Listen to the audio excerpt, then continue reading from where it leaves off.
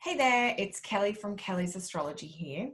This short video is designed to answer a student question from the Introduction to Transits timing class. So I've got permission from this student to use this question or answer this question in a public way, because as sometimes is the case with student questions, I actually think the whole group will benefit from hearing the question and seeing how we might deal with these curiosities. Mostly because when you start learning about transit and timing astrology, there is a tendency, I've seen this in students over the years, you can try and pull in too many things, or you're just not quite sure how to really focus your interpretive energy with that transit. And I think this question is a really good example of what students commonly do. And so as I answer this question, I'm hoping it'll help you all kind of just stay on track and stay really focused. So I'm going to read the question out in full first, and then I'm going to put the chart on the screen that the question relates to, this example chart, and we'll go through it. So a question that came up: transiting Pluto in the 11th house, squaring the moon in the 8th house. Actually, I'm going to pop the chart on the screen right now so that as I'm reading this question out, you can see the chart itself. So you'll be able to see what the question's referring to. Okie dokie. So is that the right chart? I think so. There we go. Okay. So transiting Pluto in the 11th, squaring the moon in the 8th. Natal moon here squaring Mercury in the 11th. Natal moon conjunct Uranus. Moon also sextiles the MC. By the way, Mercury rules the 7th, and the ruler of the MC is Jupiter, and Jupiter rules my ascendant. So many planets and aspects. How do you simplify it all in your mind? Now, if you're thinking too, oh my goodness, there's a lot going on here, there is. And what's happening here is that I think there's too many things coming into the equation, which is something I notice all the time with transit work. So the question here is, how would these natal aspects impact the transit of Pluto to the moon? The short answer is they don't. So if we're talking about transiting Pluto, moving through Capricorn, which is exactly what Pluto is doing right now. And so I'm recording this in early 2018, where for the first time Pluto is starting to transit 20 degrees of Capricorn and making the square aspect to the natal moon here. So the first exact activation of this is March 2018, where Pluto is just coming through that 20-degree marker in Cap and squaring the moon. So the transit is transit Pluto square the moon. So the way you're going to interpret this is to think about what the moon represents in the natal chart. Now, the aspects that the natal moon makes are not super relevant, especially when they're very large orbs like we have in this example here. The moon is separating by 7 degrees from a conjunction to Uranus and separating by 8 degrees from a square to Mercury. So separating aspects of the moon tend to describe circumstances or influences that were active very early in our life, so in childhood or our early teen years, and especially aspects that are separating by more than 5 degrees. We tend to outgrow the influence of that aspect, or we find a really useful or productive way to use that going forward. So these are quite wide orbs. I tend to use for natal aspects, I might use up to about a 5-degree orb. I might use a little bit more orb for a planet, like a moon aspect that's applying. And so for those of you who've taken my chart interpretation series of classes, you'll understand that applying and separating. And most of you in this transit class right now are familiar with that. So I'm just, speaking as we would in our normal class. So those separating natal aspects are not super significant. And even if there was a very tight conjunction that the moon was involved in, you still need to interpret each transit in turn. So for instance, if Pluto was conjunct Mercury, we would be interpreting that as a separate transit. But Pluto is already well past the natal Mercury. Pluto is now at 20 degrees Capricorn, natal Mercury at 12 degrees Capricorn.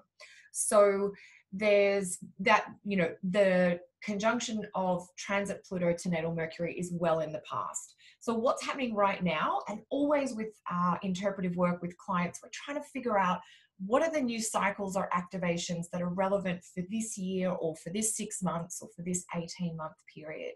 And the one that's most relevant in this example chart is Pluto square the moon. So we want to really keep our interpretation of the transit to that. Now, part of this question was about some natal aspects, moon sextiling the midheaven, Mercury ruling the 7th, Jupiter ruling the midheaven, ruling the ascendant. All of those are astrological facts that are accurate in this birth chart, and they would be relevant if we were doing a detailed birth chart interpretation. We'd almost want to go through and say to the client, look, Mercury rules your 7th house and it's placed in Capricorn. This is what that means about relationships and about communication for you, and even about the links between communication and relationships.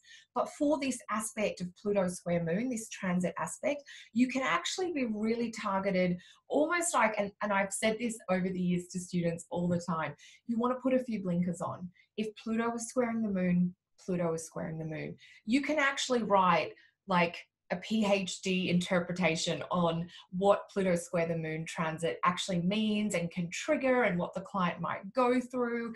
And so you don't actually need to bring anything else in. What I really want you to do is focus on that, the features of that transit aspect, and interpret them with some depth so that your forecast and your prediction for this person for the year is really rich and well-rounded, and that they can understand it. So what might that look like? Pluto square the moon. First, we have to understand what the moon means, and we need to know about the moon's natal sign, natal house, natal phase. These are really key features of the moon, because what we're really trying to identify is what are the topics that the natal moon is associated with. It's definitely got a link to financial security. It's a moon in one of the money sectors, and particularly a link to financial security that's kind of influenced by other people in some way. So money in the context of romantic relationship or family dynamics. It might specifically be about how your debt or your financial investments affects your emotional equilibrium. And these are all features of having the moon in the 8th house. So we would want to make sure we had a sense of the moon. If the moon was in, I think that would be enough at this point. Pluto is in the 11th, triggering the moon in the 8th. So you'd be looking at how Pluto 11th house themes may be changing dynamics with friends, with social networks, with professional organizations, might be triggering some feelings of emotional insecurity. But almost even before we get to this level of the house detail, we want to think about what the moon represents, our emotions, our feelings, our memories, our childhood, and what Pluto does. The transformation, that deep examination. So Pluto square the moon, you can almost take that transit out of the chart and you can write 2 or 3 pages about what that means just by looking and thinking about what Pluto does to the moon. And that is actually the hardest part of the interpretive work when you're forecasting. And that's where you've really got to sink in and deepen your knowledge of what Pluto is and how it operates by transit and all the things that the moon represents just in its innate nature.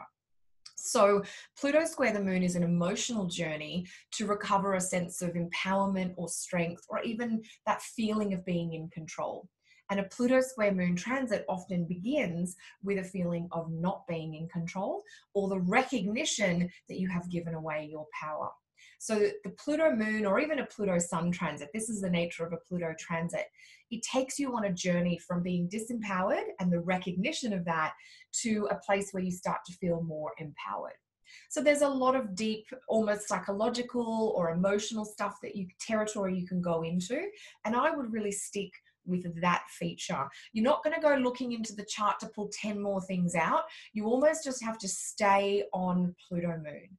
The first thing I would bring in, the moon's in the 8th house, so we could weave that theme in.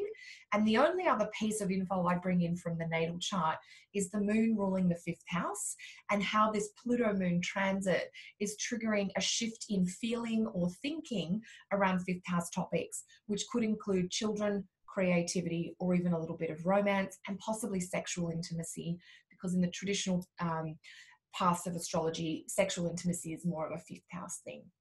So to answer that question there, with all those extra features, most of it you can set to the side and just focus on this Pluto moon transit. There was a second part to this question.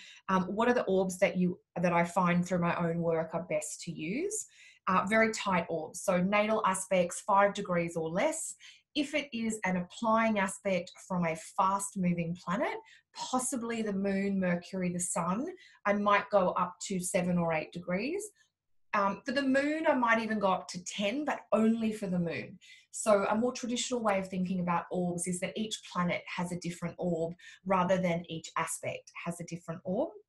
And then for transit aspects, I tend to use a 0 or a 1 degree orb and keep it very tight so that I can be talking with clients about the very specific degrees and the very specific timing of when those activations, whether it's a transit or a progressed activation, when they are going to be exact and spot on.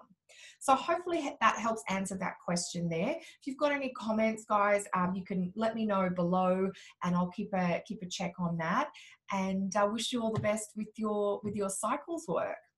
If you've got any more questions or you do need to find out any more about any of my other classes, I do offer a 4-week online transit program. Later in 2018, there will be a 4-week online progressed program coming, but I do have a series of classes on chart interpretation, which are already available if that's of interest to you too. Bye for now.